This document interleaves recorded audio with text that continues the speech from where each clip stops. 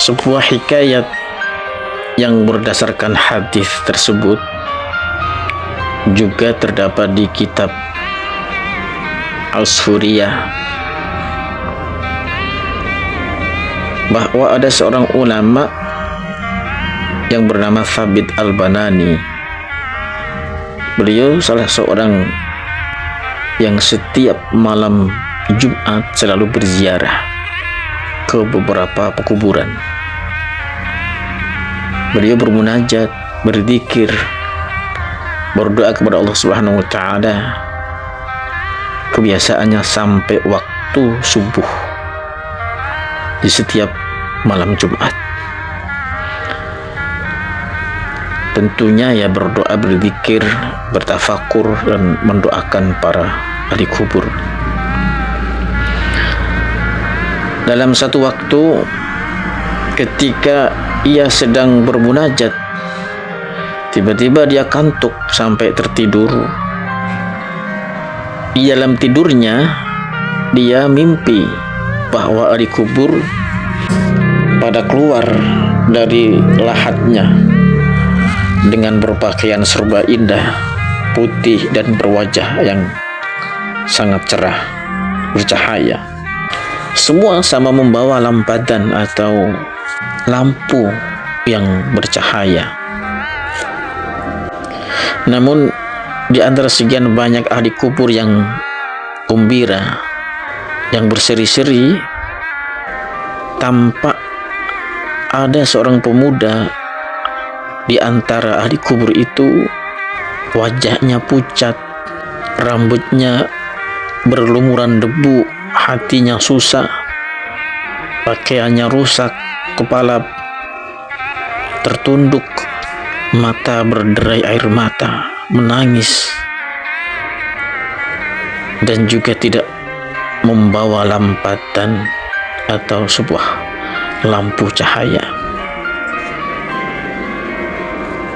Habis itu kembali ke lahatnya masing-masing dengan hati gembira. Dan pemuda yang satu ini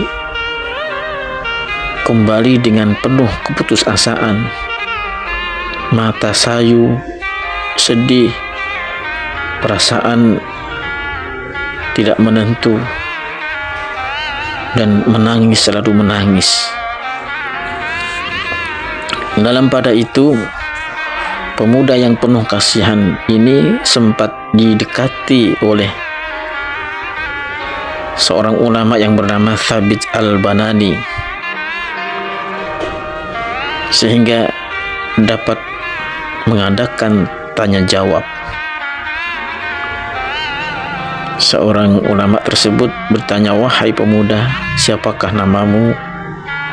Kata Thabit Al-Banani, "Kamu itu berada di kalangan orang banyak, tapi aneh. Mereka itu sama mendapatkan lampatan dan makanan yang menggembirakan, dan kembalinya pun ke lahatnya dengan hati senang. Sedangkan kamu tidak mendapat lampatan, makanan, dan hatimu pun diliputi kesedihan, selalu menangis, dan pakaianmu lusuh, pucat, tidak beraturan. Apa yang menyebabkan dirimu beda daripada yang lain?" Kemudian pemuda itu menjawab, "Wahai Thabit Al-Banani, pemuka kaum Islam, saya terasing dari mereka. Mereka gembira tapi saya tidak gembira.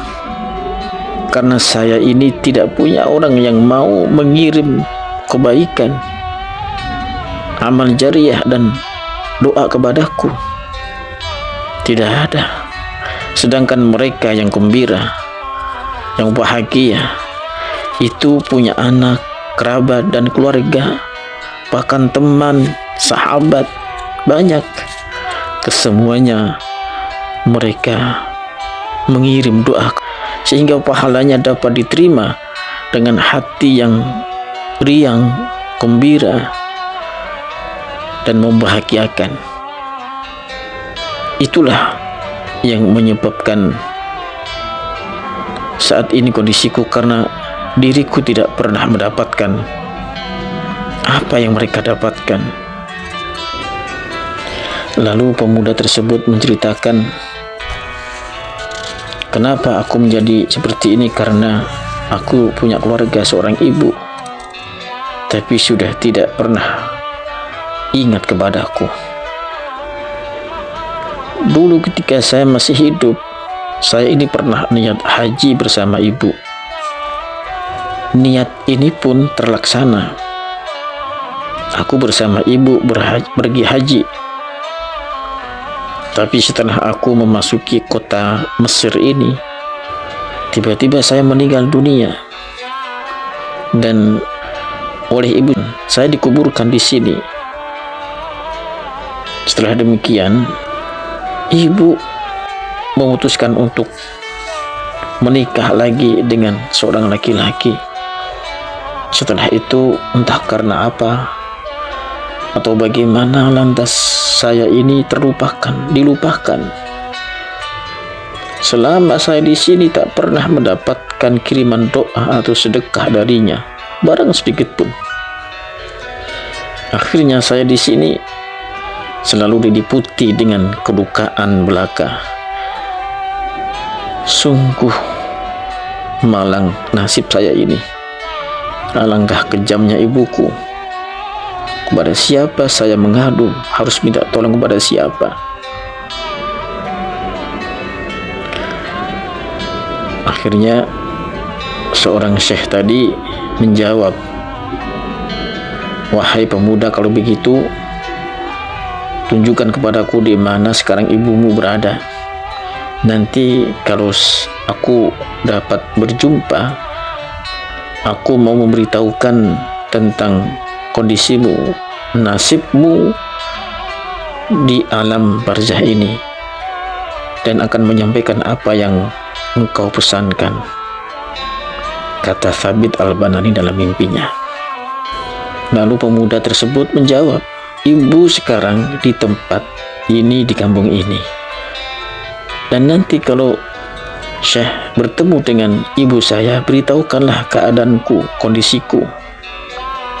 Jika dia tidak percaya dengan apa yang kau katakan, maka bilanglah, sampaikan kepada ibuku bahwa di sakumu ada 100 mithqal dari perak. Bahwa di sakumu ada 100 mithqal dari perak, yaitu miliknya yang didapat dari pusaka ayahnya. Maka seorang syekh tadi bangun dari mimpinya, mendapatkan mimpi yang seakan ini memang benar-benar petunjuk. Segera bangun, dan seorang syekh yang bernama Thabit Al-Banani ini mencari ibu dari si pemuda tadi di alamat yang sudah disampaikan. Ternyata akhirnya dia mampu menemukan, qadarullah, atas izin Allah. Di sini lalu seorang syekh tadi mengutarakan, bercerita tentang berita kondisi keadaan seorang pemuda. Setelah ibu tadi mendengar cerita daripada seorang syekh, seorang ulama tadi, dia seakan percaya tidak percaya. Tapi ketika mendengarkan bahwa ada titipan 100 mithqal yang ada di sakunya tadi, dia baru sadar dan ingat bahwa benar apa yang dikatakan oleh seorang syekh tadi. Maka pingsanlah dia, sedih, menangis sampai pingsan. Ketika sudah siuman dari pingsannya, maka seorang ibu tadi minta tolong kepada Syekh Al-Banani tadi untuk menerima 100 mithqal ini, dan agar disedekahkan, diniatkan untuk anaknya, dipasrahkan kepada Thabit Al-Banani tersebut. Engkau menjadi wakil saya, Syekh, untuk mensedekahkan 100 mithqal ini yang pahalanya semoga sampai kepada anak saya. Demikian kata seorang ibu ketika menyerahkan 100 mithqal tersebut. Maka uang 100 mithqal tersebut diterima dan disedekahkan oleh Thabit Al-Banani yang diniatkan untuk pemuda tersebut. Seperti biasanya, seorang syekh, seorang ulama yang bernama Thabit Al-Banani ini pada malam Jumat berikutnya pergi ziarah lagi, berzikir, bermunajat, berdoa kepada Allah Subhanahu wa taala. Kali ini pun dia mengantuk dan tertidur. Dalam tidurnya dia bermimpi lagi seperti halnya impian pada malam Jumat sebelumnya. Hanya saja yang dulu dia melihat seorang pemuda tampak sedih dan layu, kusut, menangis, tapi kali ini tidak. Bahkan sebaliknya, dia tampak berseri-seri, bermuka cerah, berhati riang gembira, dan berpakaian bagus. Dalam mimpi yang kedua ini, sang pemuda berkata kepada Thabit Al-Banani, pemuka Islam pada masa itu, "Wahai pemuka kaum Islam, saya senantiasa berdoa semoga engkau dikasihani oleh Allah, dirahmati oleh Allah, sebagaimana engkau telah mengasihani aku." Itulah doa pemuda tadi berterima kasih kepada seorang syekh ulama yang bernama Thabit Al-Banani. Semoga bermanfaat dan menjadi bahan kontemplasi renungan bagi kita. Wal 'afwu minkum. Assalamualaikum.